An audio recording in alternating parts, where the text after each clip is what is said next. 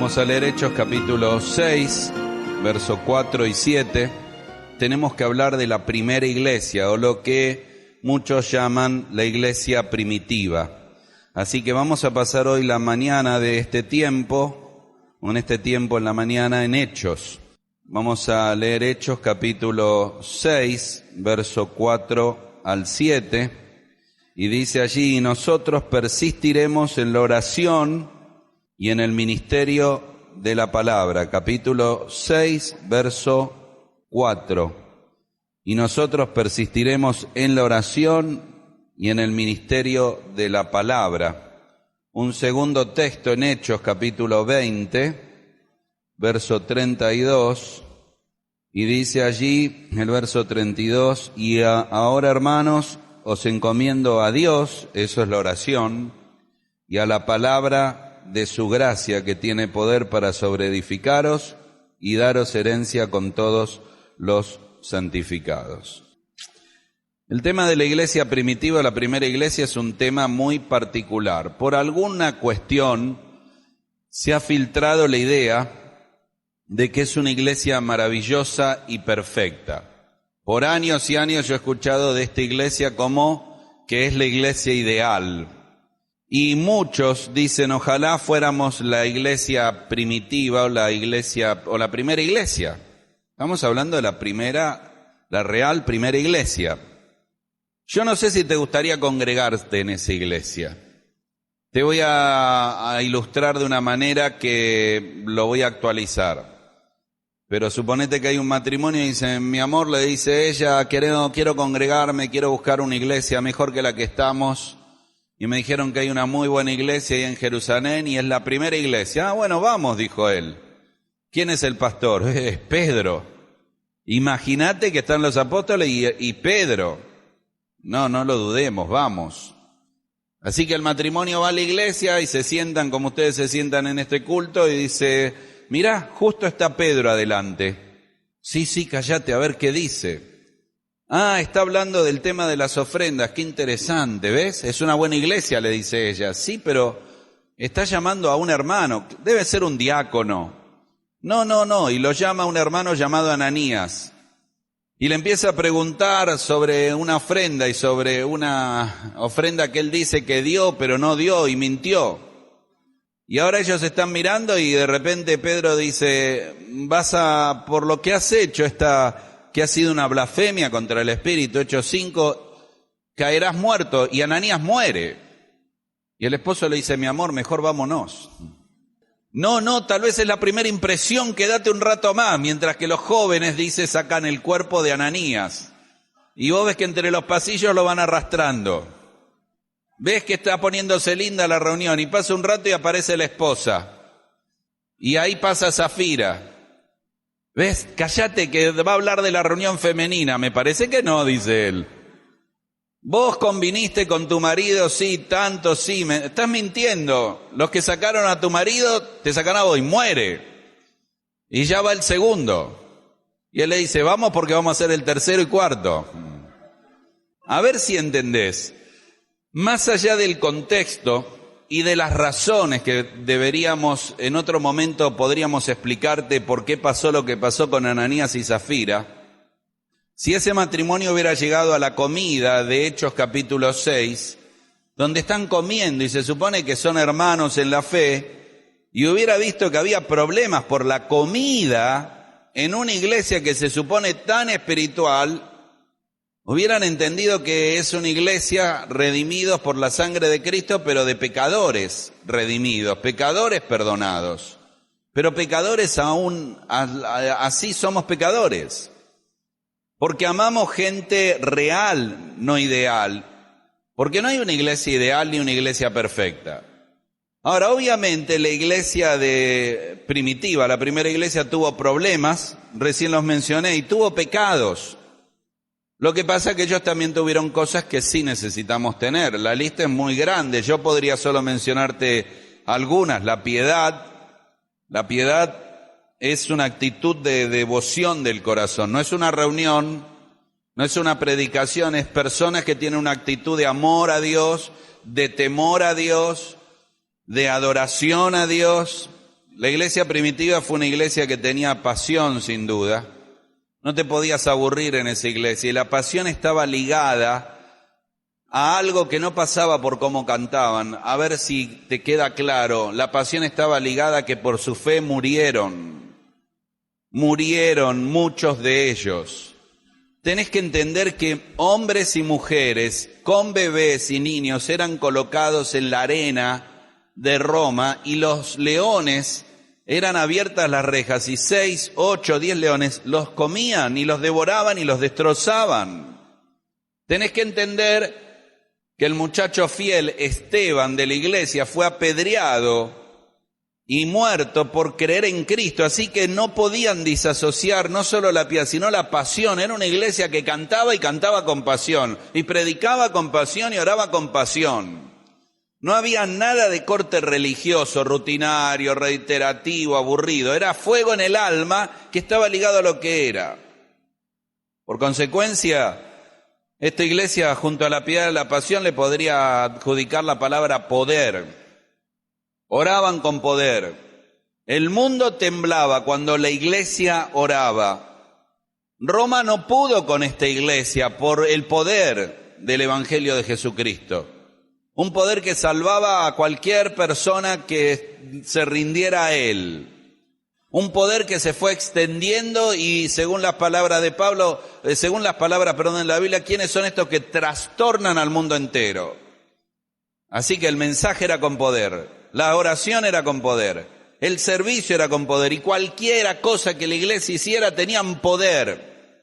Casi que a veces siento que las cosas que hacemos pareciera que estamos jugando a la luz de estos eventos que ellos hacían las cosas y el poder se manifestaba. Por eso no te debe ser extraño que ves que hay 120 primero, 500, 3.000, 5.000 y luego Hechos. El doctor Lucas, el doctor Lucas fue un hombre de esos que lleva el control, el cuidado. Dice Lucas capítulo 1 y Hechos capítulo 1, Teófilo, he puesto en orden, como llevé una cronología, tengo el cuaderno y estoy escribiendo.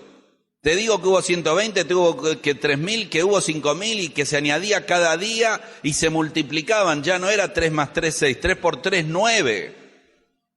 Y todo esto era la consecuencia de una iglesia que sin duda caminaba bajo el poder de Dios y haciendo una revolución en este mundo. Pero en esa iglesia también había problemas y pecados. Así que esta es la iglesia real que vamos a aprender, y hoy queremos solo ver un perfil de esta iglesia. Y hoy queremos ver cómo ellos priorizaron la oración y la palabra de Dios. Para la primera necesito ir por un segundo a Juan capítulo 15, aunque ya leímos 2 textos que voy a mencionar. La primera es, tenemos que encontrar el equilibrio. Allí en tu boletín podés escribir esto, encontremos el equilibrio. Juan 15, 7.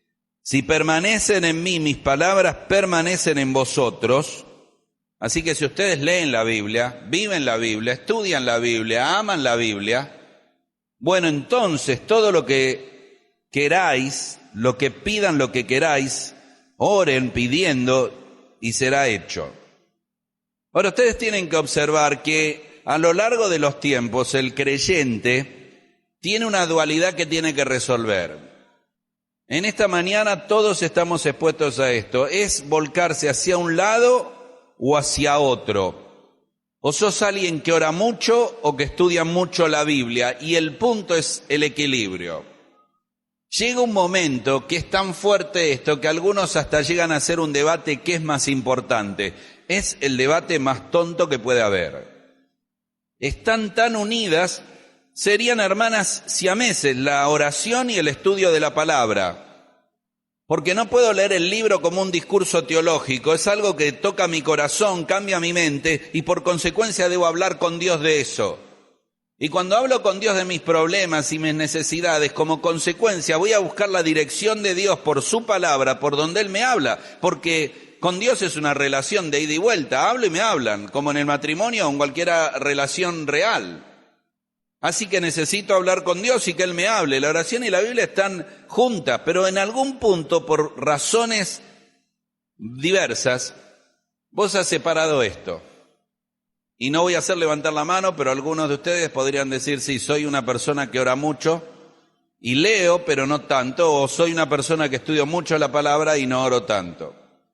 Cuando el Señor habló en Juan 15:7, Él estaba diciendo lo contrario del verso 6. El que no permanece será echado fuera, pero el que permanece en mí va a llevar mucho fruto, porque va a tener, según el verso 7, una oración efectiva. ¿Vos no te gustaría orar y que tu oración sea efectiva? A mí también.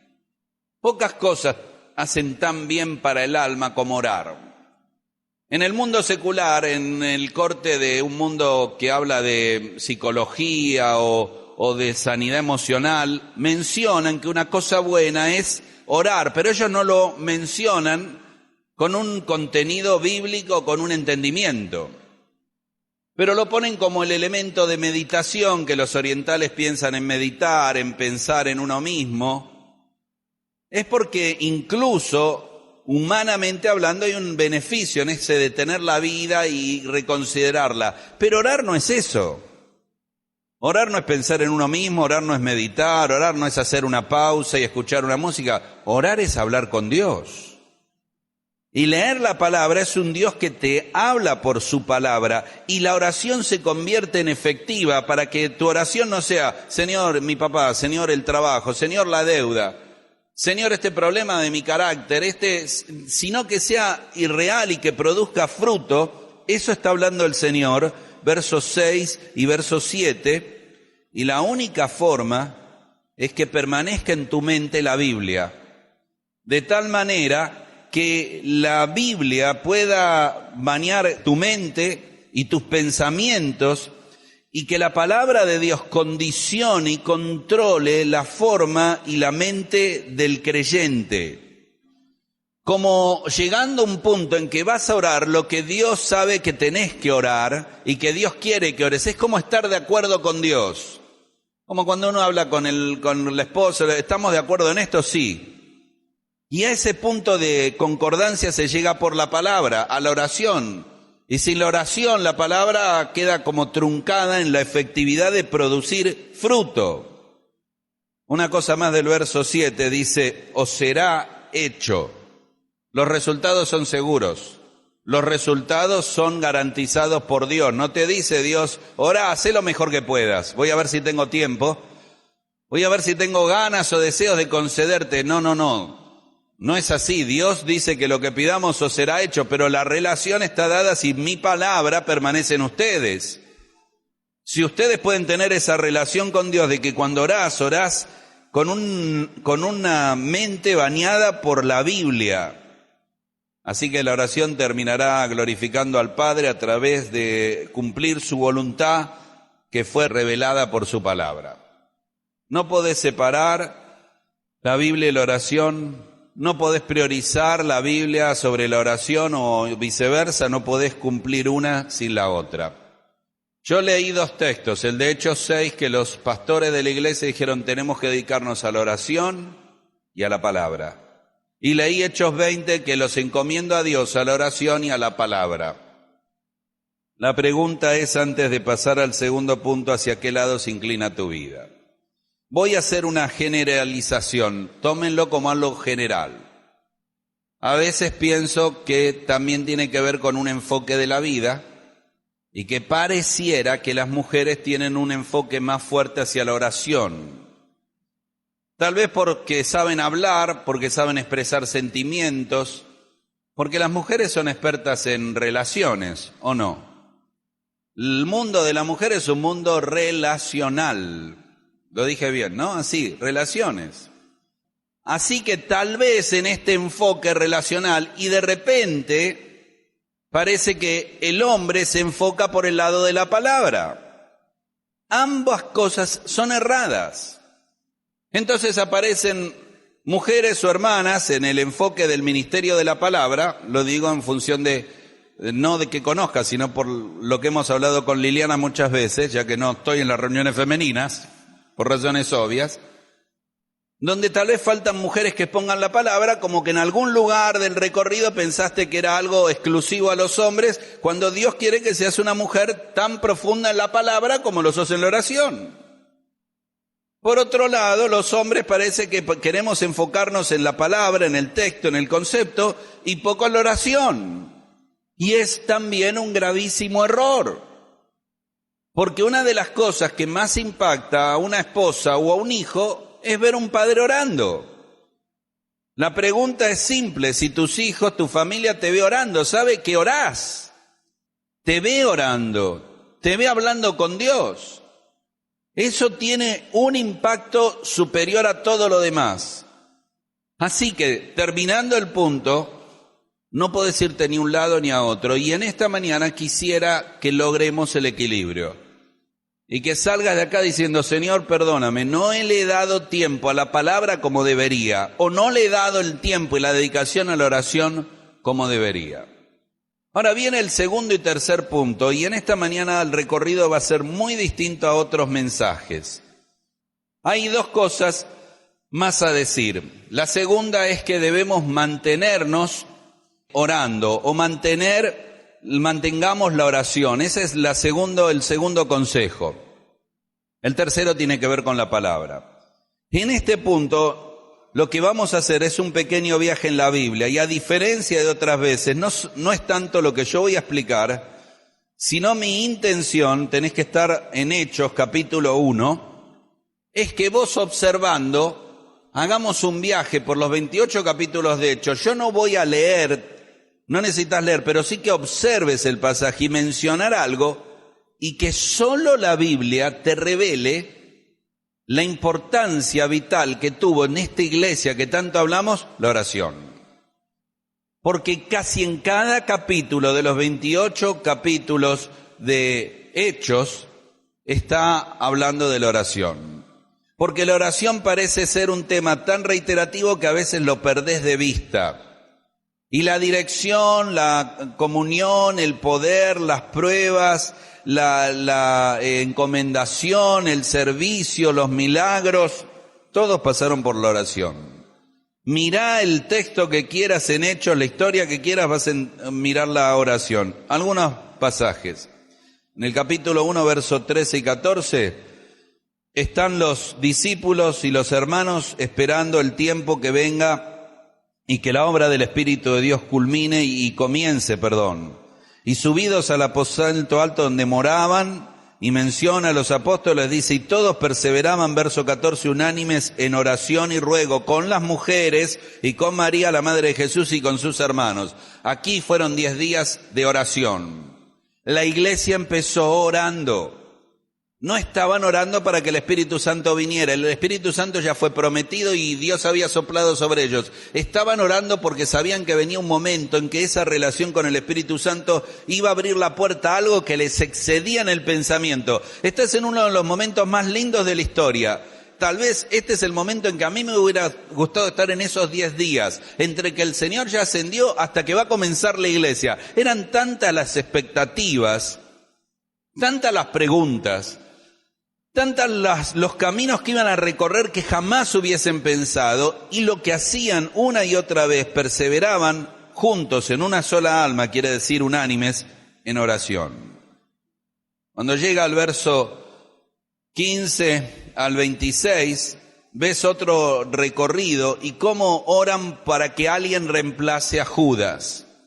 O sea, vamos a decidir y ver quién tome ese lugar, oramos. Luego llegás al capítulo 2, verso 42, y yo leo, y dice: y perseveraban en la doctrina de los apóstoles, en la comunión unos con otros, en el partimiento del pan y en las oraciones. La iglesia comenzó en búsqueda de oración, buscó dirección, y ahora el estilo de vida de la iglesia fue la oración. Ellos tenían ese estilo de vida. Lo que ves en el verso 42 es el recorrido de lo que deberían ser estos 2000 años de iglesia. Una iglesia que se junta y ora. La oración por el enfermo, la oración por la necesidad espiritual, la oración por la oración. Por tu depresión, por tus problemas, por la salvación de almas y por el pueblo de Dios, la oración. Y comienza todo lo demás que está alrededor, cuando dice que tenían alegría y se reunían, y dice: y juntos con alegría y sencillez de corazón, verso 46, todo lo que hacían giraba en torno a este elemento que iba a condicionar y formar parte de su vida. Hechos capítulo 3, verso 1 es el capítulo que Dios obra un milagro. ¿Cuándo vino ese milagro? Según el verso 1, cuando Pedro y Juan subían juntos a la hora novena de la oración. Ellos todavía mantenían la hora judía, la tercera hora, la sexta hora y la novena hora para orar. Cuando suben a orar, se produce el milagro. No, obviamente no lo voy a leer. Llegás al capítulo 4 y comienza lo que debe comenzar cuando la piedad, la pasión y el poder se manifiesta, la gente se opone. ¿No te ha sido extraño que alguna vez en tu trabajo o en tu estudio, cuando estabas bien y empezaste a hablar algo del Señor o mostraste algo del Señor o dijiste algo del Señor, empezaste a tener alguna persona que se molestó, algún enojo, algún vecino y se convierte en algún enemigo? Aquí comienza el tema de la persecución, donde la cosa se hace seria. Va a terminar matando a los Esteban y matando a los creyentes. No eran terroristas, no eran gente armada. Eran gente que proclamaban el amor y la paz y el perdón, y sin embargo el odio que venía no del ser humano, sino animado por el mismo infierno del corazón rebelde del hombre, comienza la persecución. ¿Qué hacen ellos? Llegás al capítulo 4, verso 33, dice, y puestos en libertad vinieron a los suyos, contaron lo que había sucedido, verso 24, y habiendo oído, alzaron unánimes la voz a Dios y dijeron. Y comienza la reunión de oración. ¿Qué haces cuando alguien te dice que hay problemas? Ellos oraron. La oración de este capítulo 4, verso 23 al 31, es una oración para aprender muchas cosas. Nació de una necesidad puntual, como debe nacer la oración. Y fue un modelo porque recurrieron a Dios desde un concepto impresionante que podría subrayar, soberano Señor. Comenzaron su necesidad en función de que Dios sigue estando en el trono y gobernando. Su oración fue completamente, ahora quiero que escuches bien, bíblica. Ellos estaban citando el Salmo 2, porque no podés separar la Biblia de la oración. He aprendido a preguntar a las personas no si oran, ¿cómo oran? ¿Cómo orás por tu cónyuge? Te digo más, una buena charla para el matrimonio es que hoy le digas, mi amor, ¿orás por mí? Sí, ¿qué orás por mí? Cuando los jóvenes oran por el noviazgo, que no es menor, es un tema serio. Serio porque es la decisión más importante de la vida. Le pregunto, ¿cómo orás? ¿Qué orás, Señor? Que sea esta, que me guste, que... ¿Cuál es tu acercamiento a Dios en cómo le pedís? Ellos usaron la palabra de Dios. Y lo notable del capítulo 4 de la oración, no lo podemos ahora detenernos, pero ellos no pidieron ser liberados de los problemas. Señor, danos una vida más cómoda. Señor, danos una vida más simple. Está muy complicado. Ellos solo oraron para que la palabra de Dios corra más ampliamente. Dice, y ahora, Señor, verso 29, mira sus amenazas y concede a tus siervos paz y descanso y que los mates. No. Mira sus amenazas y cambia el gobierno. No. Mira sus amenazas y danos libertad y paz. No. Dice, mira sus amenazas y concédenos que con denuedo sigamos hablando tu palabra. Mientras que extiendes tu mano para hacer sanidades, señales, prodigios. Cuando hubieron orado, verso 31, el lugar en que estaban congregados tembló y todos fueron llenos del Espíritu Santo y hablaban con denuedo la palabra de Dios. Observa algo. El lugar tembló. Podría explicar algunas cosas, pero lo más importante que quiero explicarte es cuando hubieron orado. Cuando terminás de orar, ¿qué pasa en tu vida? ¿Qué forma de orar tiene esta iglesia, la primera iglesia, que el lugar tembló? Y hablaban con denuedo y no dicen lenguas o en otra cosa, la palabra. Porque no podés separar la oración de la palabra ni la palabra de la oración. Porque ellos oraron de acuerdo a lo que Dios quería, no oraron por protección, oraron por poder. Eso es lo impresionante. Oraron por el denuedo de la palabra, se pusieron en sintonía con Dios. A ver, ¿estás orando bien? ¿Estás orando bien? Estaba pasando una prueba una hermana y el pastor le dijo, estoy orando por usted. Y ella le dijo, ¿y por qué ora, hermano? Y para que salgas de la prueba. No, ore porque tengas sabiduría, porque Santiago dice que recibamos la prueba y que nos des la sabiduría y pídala a todos que da abundantemente y sin reproche y les será dado si tiene falta de sabiduría. Quiero tener la sabiduría de saber que en este momento que me falta el trabajo, que estoy enfermo, que mi hijo está mal, quiero aprender, quiero crecer. Esto es lo que dijeron la iglesia primitiva. No queremos protección, queremos poder y queremos que tu gloria se manifieste. Y te quiero recordar, Dios contestó esa oración.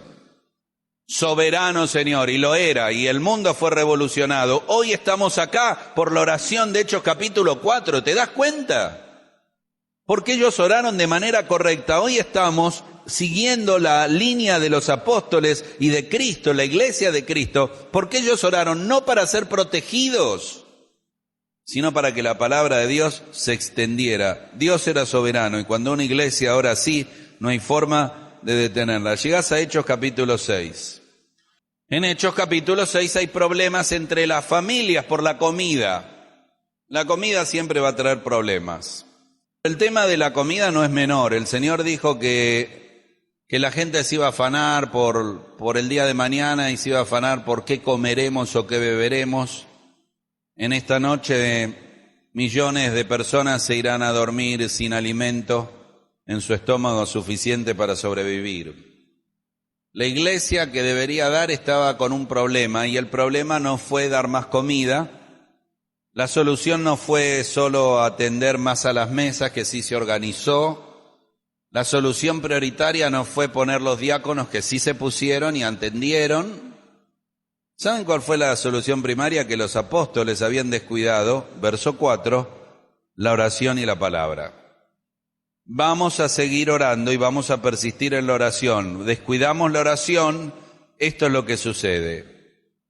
Así que la iglesia primitiva trató el problema, la primera iglesia, a la luz de la oración. La oración es el termómetro de la iglesia y el termostato de la iglesia. La oración define la vida de la iglesia y cada persona que piensa que puede sobrevivir sin hablar con Dios va directamente al fracaso. Porque no hay otra forma de vivir que vivir en una relación con Dios donde puedas encontrar en la oración tu relación con tu Padre, con tu Salvador, con la persona que más te ama sobre la tierra. Así que estás ahí mirando y la razón fue esa. Llegás a capítulo 7 de Hechos. Perdón, al capítulo 6, al terminar, capítulo 7. Y vas a ver que Esteban está predicando y Esteban está siendo apedreado. Y otra vez aparece esta cuestión que él ora, porque la oración no la podés disasociar de ninguno de los problemas de la vida.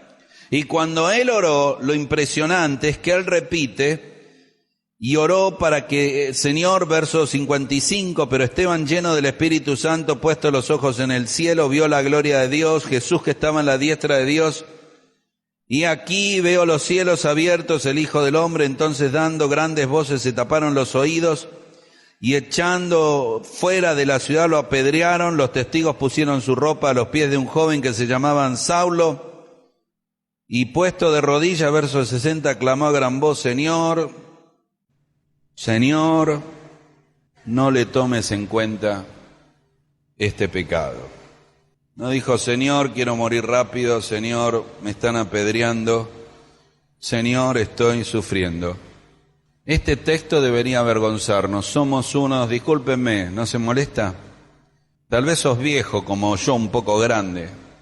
Somos unos malcriados, caprichosos, que hacemos berrinche a Dios porque no tuve lo que quería, no me salió el trabajo, el dinero, porque mi familia no me atendió. Y digo, ¿cómo puedo ser tan grande y hacer tanto berrinche?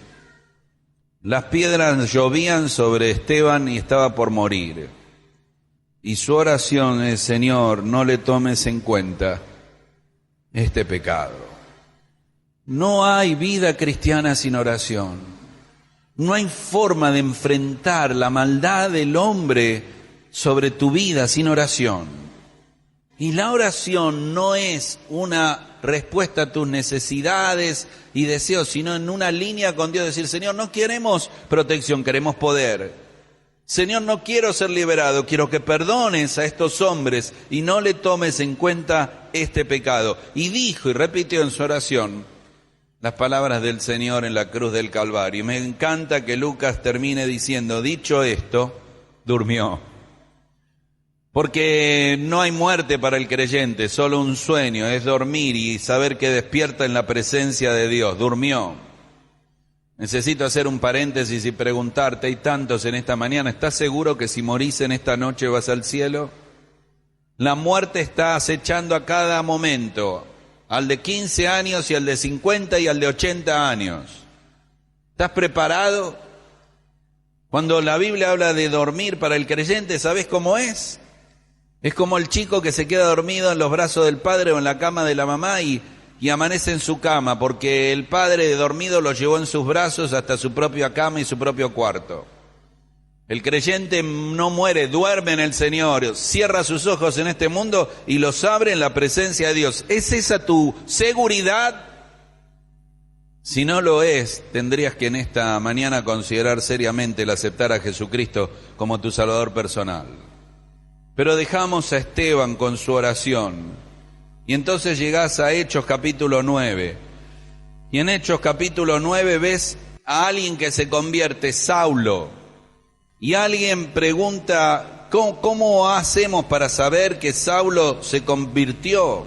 Ananías tenía miedo de ir y dice Ananías, verso 10, ¿quién? El Señor dijo a Ananías y respondió: ve a buscar a este Saulo de Tarso. Y la referencia del verso 11 es porque él ora. Ananías, no tengas miedo. Sí, él persiguió a los creyentes, mató a los creyentes. Él ora. ¿Quién fue? Campbell Morgan creo que decía: la oración es el autógrafo de Dios en el corazón del hombre. Era la mejor explicación. No dijo: Saulo está cambiado, está cantando, está predicando. Ora. No podés separar la oración de todo lo que estaba pasando en el libro de Hechos. Hechos capítulo 9, verso 36. Estás en la puerta de un milagro increíble. Dorcas era una joven maravillosa y muere. Y Pedro hace lo que puede hacer. Repite lo que el Señor hizo con la hija de Jairo. Y dice verso 38, y como Lidia estaba cerca de Jope, los discípulos oyeron que Pedro estaba allí, le enviaron hombres. No tardes en venir. Levantándose entonces, verso 39, Pedro fue con ellos. Y cuando llegó le llevaron a la sala donde rodearon todas las viudas, lloraban y le mostraban la ropa y vestidos que Dorca había hecho, estaba muerta. Entonces sacando a todos, y repite lo que el Señor hizo en la casa de Jairo. Y dice, verso 40, Pedro se puso de rodillas y oró. Y tomó la mano de la niña y repitiendo como el Señor la trajo a la vida, porque Pedro se puso de rodillas y oró. Muchos no pueden estar en pie porque no sabemos estar de rodillas. Algunos de ustedes no han descubierto todavía la gracia de estar de rodillas y decir: Señor, no puedo, no sé, en mi familia, mi vida. Puesto de rodillas oró. A propósito, cuando Dorcas es resucitada, dice, y dándole la mano se levantó y le presentó, y fue notorio en todo Jope, y aconteció que se quedó muchos días en Jope, verso 43, porque Pedro tenía que enseñar la palabra de Dios, porque ellos necesitaban no un milagro, sino Biblia. Necesitaban no una manifestación o un show, sino Biblia. El milagro era una parte de la manifestación del poder de Dios, y se quedó predicando y enseñando la palabra. Hechos capítulo 10. Allí está la conversión del primer gentil, Cornelio. Y es porque él se acercó a Dios buscándolo en oración, y Dios oyó esa oración, y luego fue en respuesta a la oración de un Pedro que oraba, y la salvación llegó a todos ellos. Y Pedro predicó la palabra porque había un pueblo que oraba, un hombre que oraba y un apóstol que oraba. Hechos capítulo 12. En Hechos capítulo 12 hay una frase tan fuerte, cuando llega al verso 5, dice: así que Pedro estaba custodiado en la iglesia, en la cárcel, pero la iglesia hacía sin cesar oración a Dios por él. Pedro fue a la cárcel. A ver, ¿en qué momento de la historia está? Jacobo lo habían matado, le cortaron la cabeza. Esteban ya estaba muerto. Y ahora Pedro. Y Pedro está en la cárcel. Y el ángel es enviado, y recuerdas la historia. Y es despertado, y le dice: ponte tus sandalias y sale. Y con la guardia dormida sale, pensando que era un sueño. Y alguien dice: Dios lo liberó a Pedro de la cárcel, pero las oraciones de su pueblo mandaron el ángel a aquel lugar.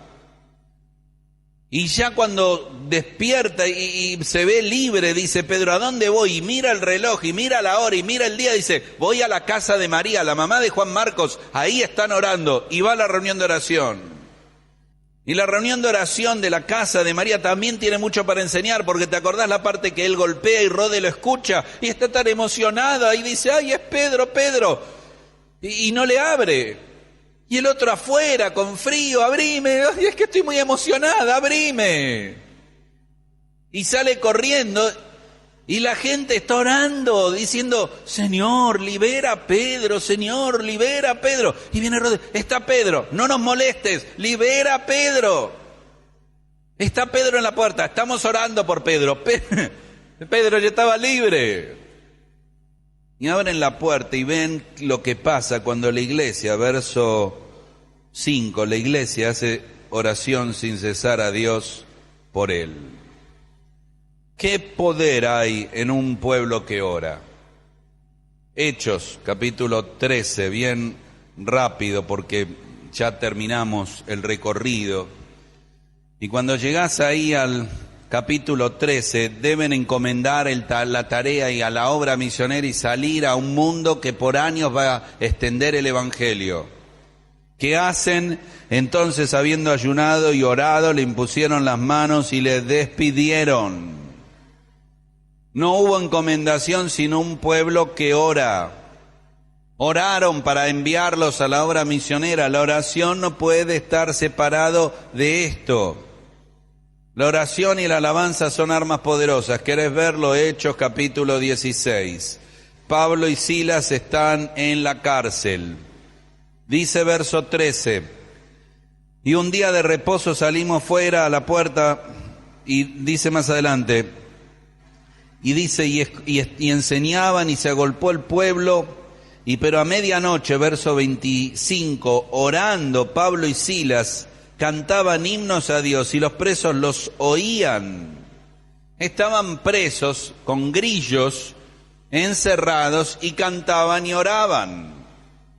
Y entonces sobrevino de repente un gran terremoto, de tal manera que los cimientos de la cárcel se sacudían. Y al momento las puertas se abrieron, las cadenas se soltaron. ¿Qué harías en una cárcel? ¿Orarías? Ellos oraron y se conmovió y se abrieron las puertas. Tal vez yo me pasaría así si en vez de orar hago lo que ellos hicieron, cantaron. Como yo canto bastante mal, viene un terremoto. Pero ellos cantaban himnos, y vuelvo a repetirse, a medianoche, orando. Y cuando todos, ¿sabes? Es notable porque la oración trae vida y trae muerte. Cuando Pedro sale de la cárcel, volviendo atrás, le dice: díganle a Jacobo que yo salí, y se va.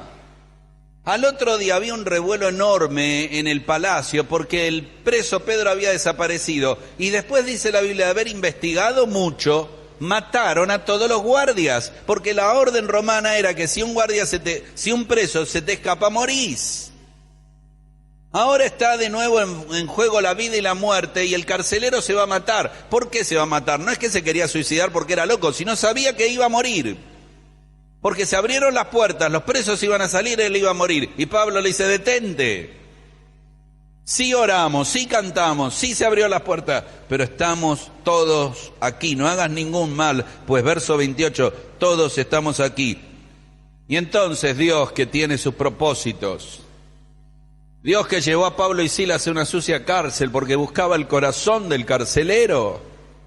El carcelero fue esa noche a hacer su trabajo, como tantas veces, de una vida vacía, insípida, como muchos un lunes, que arrancan un trabajo sin sentido, queriendo trabajar por la familia y la vida, y algo falta, y este hombre no sabía que en esa noche iba a encontrar al Salvador. Y ya había trabajado en él la oración de Pablo y Silas, y había trabajado en él las canciones de Pablo y Silas. Era el carcelero, les oía cantar, y ya el milagro y las puertas abiertas, y temblando se postra a los pies de Pablo.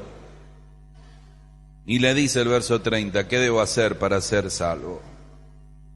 ¿No es una pregunta maravillosa de alguien quebrantado? ¿Qué debo hacer para ser salvo? ¿Cómo comenzó? Con 2 presos orando. Esta es la historia del libro de los Hechos. Y terminando, cuando llegás a Hechos capítulo 20, Pablo se despide de los ancianos de Éfeso y les encomienda a la oración. Y cuando se despide de sus amigos, verso 36, cuando hubo dicho estas cosas, se puso de rodillas y oró con todos ellos. Y la historia terminaría Hechos 27 cuando Pablo ora por los náufragos de Malta y en la isla de Malta. Pero ya terminamos este recorrido de que entiendas cuán ligada está la oración a la vida de la iglesia. Me quiero detener un momento en ese verso. Cuando hubo dicho estas cosas, se puso de rodillas y oró con todos ellos.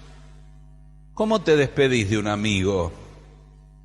La Biblia dice que hubo gran llanto y se echaban al cuello y le besaban a Pablo porque dijo, no nos vemos más. Pero nuestra despedida será en oración de rodillas. Para mí es notable cómo uno va ligando los textos a las experiencias de la vida. En la lista de muchos hombres y mujeres que influenciaron mi vida, hay un matrimonio que está en la presencia del Señor, Don Aldo y Don Joy Bond, que fundaron 15 iglesias en Perú y que cuando hace muchos años, más de 30, le conocimos, él nos dijo, fue tan incisivo, les veo servir, les veo trabajar, les veo evangelizar, y él nos fue llevando en una charla y yo no entendía hacia dónde iba y de repente dice, pero ¿cuánto están orando? Y nos contó que nada de lo que había hecho en toda su vida como misionero en el norte de Perú, allí en Trujillo, lo había hecho sin oración.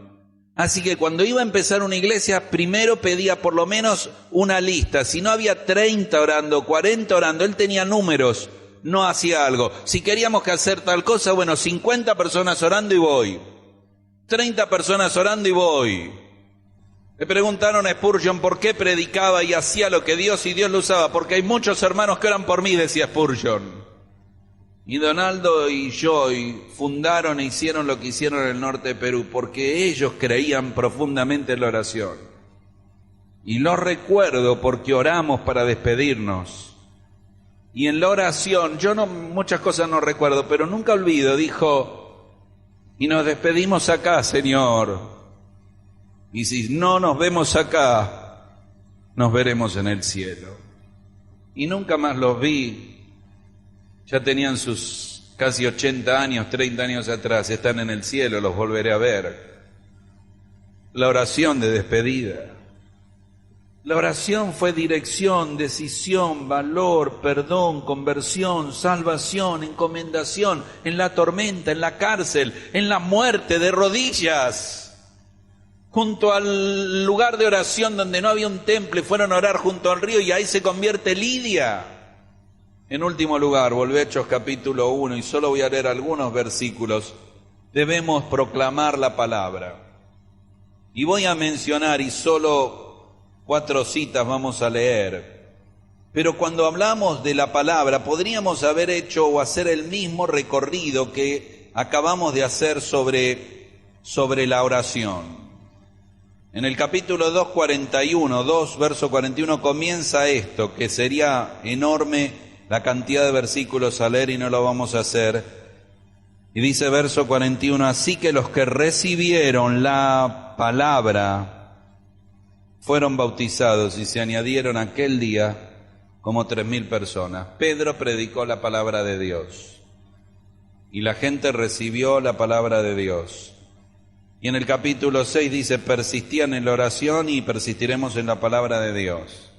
Y en el capítulo 8, verso 14 dice, habiendo recibido la palabra de Dios. Y en el capítulo 8, verso 25, habiendo hablado la palabra de Dios. Y en el capítulo 13 anunciaban la palabra de Dios. Y toda la ciudad se juntó, capítulo 13, verso 44, para oír la palabra de Dios. Los milagros no alcanzaban, necesitaba acompañarse con la palabra de Dios. La Biblia pasa a ser central. Oraron en Hechos capítulo 4, el Salmo 2, la palabra de Dios. Predicaron la palabra de Dios, el mensaje que hizo crujir los dientes y trajo odio a las personas. De Hechos capítulo 7 de Esteban estaba lleno de Biblia, Biblia, Biblia, Biblia. Yo lo leo tantas veces Hechos 7 y digo, no puedo creer que supiera tanto de la Biblia este muchacho que pudiera predicar solo Biblia y Biblia y Biblia. A ver, se citó casi todo el Antiguo Testamento, de principio al fin, en un mensaje extraordinario, que no podían resistir las palabras con que hablaban. Hay predicadores que duermen a las personas porque no enseñan la palabra de Dios. Cuando enseñan la palabra de Dios no puedes resistir a la palabra de Dios como Esteban fue. Cuando Pablo se está despidiendo de los ancianos, él entró a la última vez que los veía y dice, y oró y predicó largamente, y estaba Eutico, un muchacho, se había puesto en la ventana, hacía calor, estaba tomando un poco de fresco y se cae y muere. Y Pablo lo resucita, y lo que más gracia me da, primero es que Eutico no se durmió más, ¿no? En ninguna reunión. Segundo, que habrá dicho, hermano, no hay más milagro, y si te moriste, te moriste. Pero cuando termina y vienen, me da gracia, no hay tiempo, podés leerlo. Dice, y siguió hablando Pablo. O sea, no dijo, uy, le prediqué largo, siguió. Era el último mensaje. Hasta el amanecer predicando la santa palabra de Dios. Mira 4 textos de Hechos, capítulo 6, verso 7.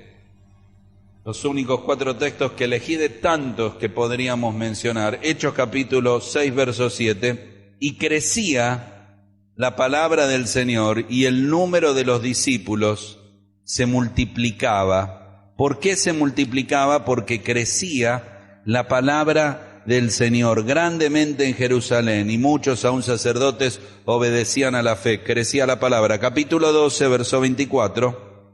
Capítulo 12, verso 24. Pero la palabra del Señor crecía y se multiplicaba. ¿Estás leyendo bien? No dice que la iglesia crecía, que crecía solo en gente, crecía la palabra de Dios. Capítulo 19, verso 20.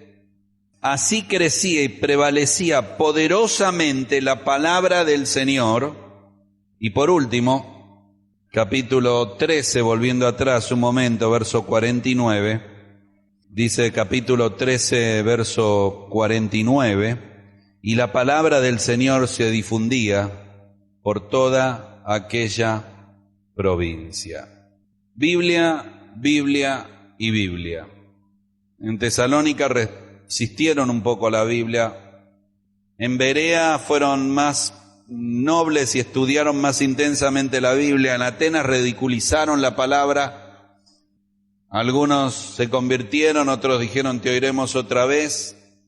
Otros dijeron qué nuevas cosas extrañas enseñan. Y Pablo en cada lugar que entraba, como en Hechos 17 dice, les mostraba por las Escrituras lo que decía del Cristo. Nadie podía ser imparcial, nadie podía quedarse sin responder a la palabra de Dios. Necesito preguntarte al terminar nuestro último punto, ¿qué lugar tiene la Biblia en tu vida? A mí me gusta la palabra descubrir. ¿Por qué? Porque uno a veces descubre cosas. Por ejemplo, un día vas a un restaurante y descubrís una comida rica. Uy, le decís a tu familia, tenemos que ir ahí, no sabés cómo comes acá. Un día vamos de vacaciones y descubrimos una belleza que Dios creó, una montaña, la nieve, el mar. Pero ver salir el sol una mañana en la playa, Eso es increíble. Y en la vida descubrís cosas. Y descubrís enamorarte de alguien y descubrís la vida que Dios te dio. ¿Has descubierto la Biblia? No te pregunto si tienes Biblia. No te pregunto ni siquiera si lees la Biblia. Si has descubierto el libro de Dios, el libro eterno, Dios hablándote, Dios amándote, Dios guiándote, Dios dirigiéndote. ¿Qué valor tiene este libro santo por el cual millones han muerto? El libro que ha traído bendición y vida eterna y seguirá transformando vidas. El libro que hizo que gobiernos enteros quemaran este libro. Tu libro, la Biblia, mi Biblia, fueron quemadas miles y miles y miles de Biblias a lo largo de los siglos y sigue viva, intacta, poderosa, eterna en los cielos. ¿Qué lugar tiene la palabra de Dios en tu corazón? ¿Qué lugar tiene la oración en tu corazón? Encontrá en esta mañana el equilibrio y decirle: Señor, este es el año donde la oración va a ser un eje central en mi vida, y de donde tu palabra va a ser central en mi corazón, en mi tiempo y en mi devoción. Espero que sea tu oración en esta mañana esa, y que la hagas ahora mismo. Inclinamos la cabeza por orar. Al inclinar la cabeza estoy pensando en algunos que tal vez como el carcelero deben decirle: Señor, ¿qué debo hacer para ser salvo? Estoy pensando en algunos que han seguido su vida sin entender que sin Cristo no hay salvación, no hay perdón, no hay paz. Que si mueres esta noche sin Cristo en tu vida, solo hay una condenación eterna, porque la Biblia dice que todos hemos pecado, que no hay religión evangélica, católica, judía que te salve, que no hay obras que limpien lo malo que hemos hecho. Lo malo es lo que nos condena. Estás condenado. Pero Cristo en su amor cargó esa condenación. Cristo en su amor murió por tu pecado. Cristo en su amor fue a la cruz para perdonarte y salvarte. La religión no te salva, Cristo sí. Porque en esta mañana, donde estés, en este lugar o bien lejos de este lugar, pero cerca de Dios, le dices: Dios, perdona mi pecado ahora, Señor. Hoy reconozco que soy un pecador, una pecadora. Dile: creo, porque salvación es por fe. Creo que Cristo murió por mí, me amó, hoy me trajo, hoy me habló y yo quiero creer en Él, que Él me amó y murió en la cruz y resucitó. Dile: Señor, ven a mi vida, trae salvación, sálvame, Señor. Perdóname, creo en ti, sálvame. Oramos. Dile como creyente: Señor, la oración la he descuidado. He descuidado tu palabra. Dile: perdóname, Señor, mucho trabajo, mucho internet, mucha televisión, mucho deporte, mucho de todo que no es malo, pero he perdido el tiempo. Tu palabra y la oración quiero que sean reales en mi vida. Díselo. Dios quiere transformarte en este año. Querido Dios, te agradecemos por tu palabra santa, Padre, por tu amor y bondad, al revelarnos cómo la iglesia primitiva, la primera iglesia, estaba tan entrelazada, la oración y la Biblia. Ayúdanos que esté así de ligada a nuestra vida y a nuestro corazón. Te lo pedimos y te lo rogamos, que sea real así en nuestra vida y que también salves a muchos a través del poder del Evangelio. En el nombre del Señor y Salvador Jesucristo oramos. Amén.